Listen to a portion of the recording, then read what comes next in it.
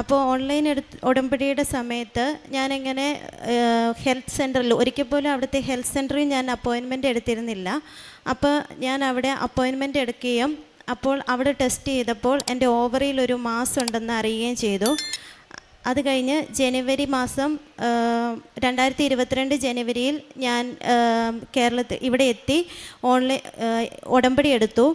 ഉടമ്പടി എടുത്തതിന് ശേഷം ഞാൻ ഹോസ്പിറ്റലിൽ പോയി. ഡോക്ടർ പറഞ്ഞു സർജറി ചെയ്യുന്നത് വളരെ അത്യാവശ്യമാണ്, ഈ ഒരു അവസ്ഥയിൽ ഓസ്ട്രേലിയയിൽ പോയി എക്സാം എഴുതുന്നത് സേഫ് അല്ല എന്ന് പറഞ്ഞു. എങ്കിലും മാതാവിലുള്ള എൻ്റെ അതിയായ വിശ്വാസം കൊണ്ട് ഞാൻ ഓസ്ട്രേലിയയിൽ പോയി എക്സാമിന് വേണ്ടി പോയി.